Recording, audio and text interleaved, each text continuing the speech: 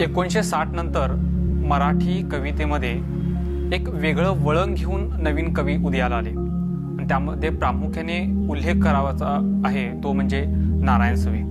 अर्थातच नारायण सुर्वेंची कविता ही त्यांचं एक स्वतःचं वेगळं असं अस्तित्व घेऊन आपल्या समोर येते। मुळात 1966 साली आलेला कविता संग्रह माझं विद्यापीठ या कविता संग्रहानं मराठी साहित्यामध्ये किंबहुना मराठी वाचकांमध्ये आणि टीकाकारांमध्ये सुद्धा एक हादरून निर्माण करणारी परिस्थिती त्यांनी उदयाला आणली।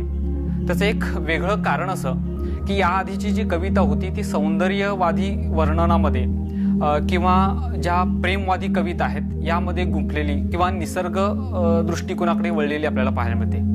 पण पहिल्यांदाच कुणीतरी मार्क्सवादी विचारामध्ये त्याच्यावरती आधारित किंवा कष्टकऱ्यांचं कामगारांचं जे वास्तव आहे, भयानक परिस्थिती आहे, त्याच्यामध्ये देह विक्री करणाऱ्या महिला आहेत, त्यांच्या ज्या वेदना आहेत त्या सगळ्या वेदना पहिल्यांदा मराठीमध्ये जर कोणी आणल्या असतील तर त्या नारायण सुर्वे यांनी।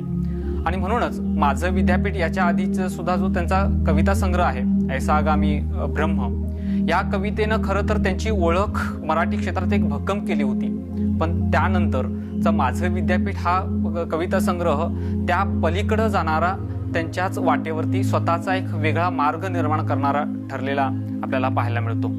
मुळातच त्यांचं आयुष्य या अनुषंगानं जाणून घेणं फार गरजेचं आहे। म्हणजे नारायण गंगाराम सुर्वे मुंबईच्या एका फुटपाथवरती आपल्या आईनं नको असलेलं मूल म्हणून फुटपाथवरती ठेवून गेली होती आणि ते गंगाराम सुर्वे नावाच्या एका गिरणी कामगाराला ते बाळ मिळालं आणि त्यानंतर त्यांनी वाढवलं, त्याला मोठं केलं आणि गिरणी कामगारामध्ये कामही केलं आणि या सगळ्या आयुष्य म्हणूनच त्यांचं नाव गंगाराम सुर्वे यांचं लागलं त्यांच्या नावामागे। पण ते म्हणतात की मला त्या कामगारांच्या गंगाराम सुर्व्याला मी मिळालो हेच माझं नशीब चांगलं आणि कदाचित म्हणून मी ह्या कविता क्षेत्रामध्ये किंवा मराठी साहित्य क्षेत्रामध्ये अशा पद्धतीने एक वेगळं निर्माण करू शकलो असतो किंवा माझं अस्तित्व निर्माण झालं, नाहीतर मी काहीतरी वेगळा झालो असतो।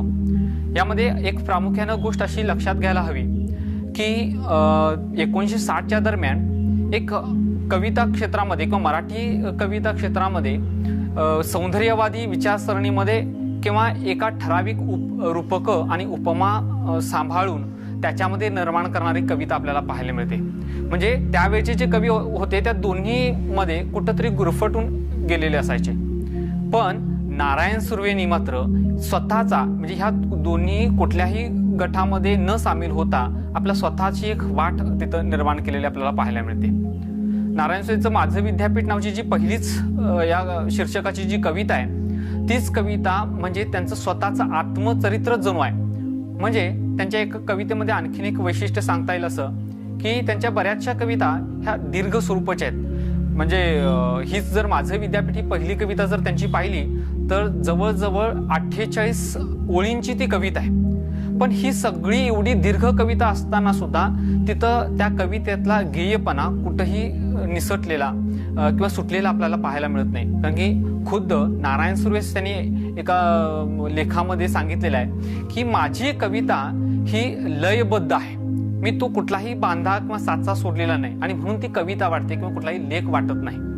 आणि म्हणूनच या कवितेत सुद्धा आपलं स्वतःचं म्हणजे त्यांनी माझे विद्यापीठ या नावाच्या शीर्षकाच्या कवितेतच त्यांनी असं सांगितलेलं आहे की अनाथ मुलांच्या जे जगणं आहे किंवा दुःख आहे ते त्यांनी सांगतानाच मी माझं जगणं त्याच्यामध्ये मांडण्याचा प्रयत्न ते केलेला आहे असं ते म्हणतायत। आणि म्हणूनच ती जी दीर्घ कविता आहे ती एकंदरीतच त्यांच्या आयुष्यामध्ये किंवा त्यांच्या सानिमध्यामध्ये जी काही पिढी ती कामगारांची, कष्टकऱ्यांची, झोपडपट्टीमध्ये राहणारी किंवा फुटपाथवरती जगणं काढणारी जी माणसं आहेत अशांचे दुःख ते व्यतीत करते। त्या दोन ओळी अशा आहेत कवितेमधल्या, ते असं म्हणतात ना घर होते ना गणगोत, चालेल तेवढी पायाखालची जमीन होती, दुकानांचे आडोसे होते, मोफत नगरपालिकेचे फुटपाथ खुलीच होते। म्हणजे असं मानणारा हा नारायण सुर्वे कवी म्हणजे याच्या आधीच्या कविता बघितल्या की फक्त चंद्र, सूर्य, तारे आणि एखादी विशिष्ट प्रकारचा निसर्गच फक्त आपल्याला पाहायला मिळतो। पण पहिल्यांदा फुटपाथ जे येणं आहे ते नारायण सुर्वेने आपल्या कवितेत मांडलेलं पाहायला मिळतं। आणखीन एक वैशिष्ट्य या कवितेचं म्हणजे हे सगळं पाहत असताना ह्यांनी व्यक्ती केंद्रित किंवा व्यक्तीचं चित्रण करणारी कविता यांनी मांडलेली आहे। म्हणजे याच्यातली दुसरी जी कविता आहे, नेहरू गेले तेव्हाची गोष्ट, या कवितेमध्ये नेहरू गेल्यानंतर जी काही देशामध्ये पोकळी निर्माण झाली, ती पोकळी बघितल्यानंतर फक्त माणसालाच दुःख झालं नाही, तर त्याचं त्या कवितेमध्ये वर्णन करतात की संपूर्ण शहर उदास झालं होतं, संपूर्ण वस्ती सगळी ओसाड पडली होती. एवढंच नाही, देह विक्री करणाऱ्या बायांनी सुद्धा त्या दिवशी सुट्टी घेतली होती, कारण आपला आधार कुठंतरी हिरावून गेलेला आहे किंवा आपल्यापासून दूर गेलेला आहे, ही भावना त्यांच्या मनामध्ये पोचली होती. आणि त्यामुळेच नेहरू गेले तेव्हाची गोष्ट असेल, मुंबई सारखी जी कविता आहे ती सुद्धा माझं विद्यापीठ या शीर्षकानंतरची एक प्रचंड दीर्घ असलेली कविता, ती अगदी मुंबईचंच मनोगत ती या ठिकाणी व्यक्त करते.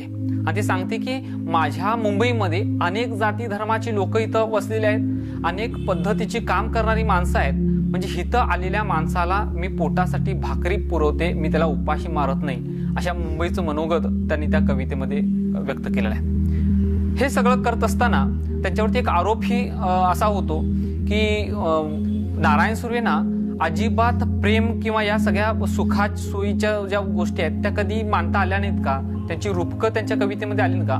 पण हे सगळं खोडून काढण्यासाठी म्हणून त्यांची काही मोजक्या प्रेम कविता ज्या आहेत त्या आपण थोड्या लक्षात घ्यायला हव्यात. म्हणजे काही जेमतेम 2-3 कविता या माझे विद्यापीठ या कविता संग्रहामध्ये असतील, पण त्यामध्ये त्या कविता प्रेम कविता त्या पाहिल्यानंतर अनेक टीकाकारांनी असं सांगितलेलं आहे की आजपर्यंतच्या सर्वोत्कृष्ट प्रेम कवितामध्ये जर कुणाचा उल्लेख करायचा असेल तर तो नारायण सुर्वे यांचा करावा लागेल.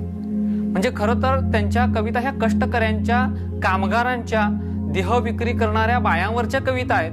पण असं असताना सुद्धा त्यांच्यावरती टीकाकार म्हणतायत की त्या प्रेम कवितामध्ये ह्यांची कविता सर्वोत्कृष्ट आहे. त्याचं कारण असं, कारण की प्रेम कवितेमध्ये रूढ अर्थाने आलेली जी रूपकं आहेत, ज्या संज्ञा आहेत, त्या सगळ्या मागं सारून ते त्या कवितेत सांगतायत की आपलं प्रेम जर खरं असेल तर मी आणि तू जवळ असणं किंवा आपण संपर्कात असणं एवढंच निश्चित होत नाही, आपण त्या पलीकडे जाऊन सुद्धा आपलं प्रेम व्यक्त करत असतो. म्हणून तेव्हा एक कर या शीर्षकाची त्यांची एक कविता आहे, अगदी छोटीशी आणि काही मोजक्या ओळींची ती कविता. ते त्या कवितेत सांगतायत म्हणजे प्रेम कसं व्यक्त करतायत, ते व्यक्त करण्याचं धाडस नारायण सुर्वेंकडे कशा पद्धतीनं होतं हे आपल्या थोडं लक्षात येईल. ते असं म्हणतात, जेव्हा मी अस्तित्वाच्या पोकळीत नसेन तेव्हा एक कर, जेव्हा मी या अस्तित्वाच्या पोकळीत नसेन तेव्हा एक कर, तू निशंक मनाने डोळे पूस, ठीकच आहे 4 दिवस धपापेल, जीव गदगदेल, उतू जाणारे हुंदके आवर, कड आवर नवे हिरवे चुडे भर, उगीच चिरवेदनांच्या नादी लागू नको, खुशाल खुशाल तुला आवडेल तसं नवं घर कर, मला स्मरून कर, हवं तर तुला विस्मरून कर. म्हणजे मी या जगात नसल्यानंतर तुझं काय होणार आहे, माझं प्रेम तुझ्याशी आहे, पण मी नसल्यानंतर मला समाधानाने या जगातून मी केव्हा निघून जाईन की माझ्या गेल्यानंतर तू अशाच पद्धतीनं माझी विधवा बनून राहणं किंवा माझ्याच विरहामध्ये दिवस न घालवता तुला जे आवडणारा असं एक नवीन घर संसार थाट आणि तोच आनंद माझ्यासाठी आहे. म्हणजे असं धाडस करू पाहणारा हा नारायण सुर्वे एकमेव कवी असं म्हणता येईल की जो पहिल्यांदा अशा पद्धतीची प्रतिमा त्यांनी कवितेमध्ये निर्माण केली. आणि म्हणून त्यांच्या या वेगळ्या वैशिष्ट्यामध्ये ते असं पाहायला मिळतं की त्यांची प्रेम कविता ही प्रेयसी म्हणजेच त्यांची पत्नी आहे.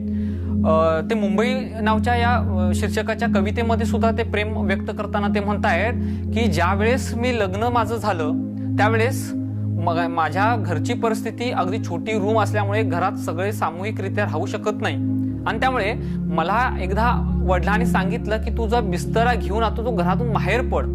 आणि मग त्यानंतर जी पहिली रात्र आहे आम्ही फुटपाथवरती काढली आणि त्यानंतरचं आयुष्य, तरी सुद्धा आपलं प्रेम कमी झालं नाही असं ते मुंबईची सारख्या कवितेमध्ये म्हणतात. आणि त्यामुळेच म्हणजे कष्टकऱ्यांचं जगणं त्यांनी मांडलंच, त्यानंतर कामगारांचं जगणं मांडलं, आणि त्यासोबतच त्यांनी एक वेगळी प्रतिमा निर्माण असलेली प्रेम कविता सुद्धा त्यांनी आपल्या समोर घेऊन आलेली पाहायला मिळते. आणखीन एक मी उल्लेख करतो, जे टीकाकारांनी सुद्धा त्यांचा आवर्जून उल्लेख केलेला आहे सगळ्या टीकाकारांनी किंवा वाचकांनी सुद्धा.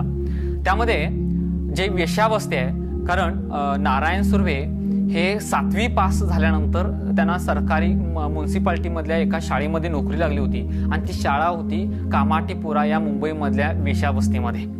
आणि त्यामुळे तिथं शाळा काढल्यानंतर ज्यावेळेस शाळेला मुलांची हजेरी घेताना किंवा मुलांची नोंद करून घेताना ते बाहेर उभं राहायचे शाळेच्या, त्यावेळेस तिथलं भयानक आयुष्य जे आहे, त्या वेश्यावस्तीमध्ये जी देह विक्री चाललेली परिस्थिती आहे, लोक अनेक प्रकारची तिथं येऊन गर्दी करतात आणि हे त्यांचं गुजराण त्या महिलांचं त्याच्यावरती असते. आणि ते हे सगळं पाहत असताना त्यांचे अनुभव मी ऐकलेले आहेत, त्यांचं जगणं डोळ्यासमोरून स्पष्ट बघितलेलं आहे. त्यामुळे त्यांच्या अनुभवातून असं लक्षात येतं की काही महिला त्याच्यामधल्या नाईलाज असतो आपल्या घरचा संसार चालवण्यासाठी म्हणून हे काम करतायत.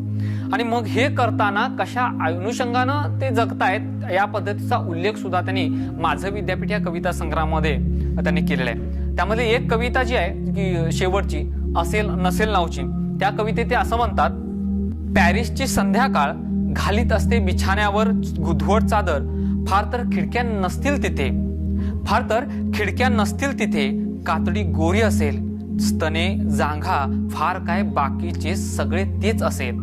इथे गोलफिट्याची संध्याकाळ फार तर खिडक्या असतील इथे, कातडी काळी असेल, पान विडी गळ्यात रंगेल रुमाल असेल, पुढचे सर्व सर्व असेल. बिचारा सात्र वर्णन करतो, नरक म्हणतो, असेल असेल सारीच दलदल, पॅरिसची संध्याकाळ धुवट चादर वापरीत असेल, कदाचित इथे तीही नसेल. आणि अनुषंगानं तिथं वर्णन करतात नारायण सुर्वे या कवितेमध्ये की काम्हाटीपुरासारखा जो देह विक्री करणारा भाग आहे, त्या पॅरिसचा जो भाग आहे, त्यामध्ये जी माणसं येतात ती कोण येतात, कष्टकऱ्यांची असतात, कामगारांची असतात, काहींच्या गळ्यावरती जो रुमाल आहे तो रुमाल आहे, आणि अशा पद्धतीनं त्या महिला त्या देह विक्री करतात. ह्या अनुषंगानं माझं विद्यापीठानं जे काही वेगळं वैशिष्ट्य निर्माण केलंय, म्हणूनच आजपर्यंत त्यांच्या जवळजवळ 17 आवृत्त्या आलेल्या आहेत.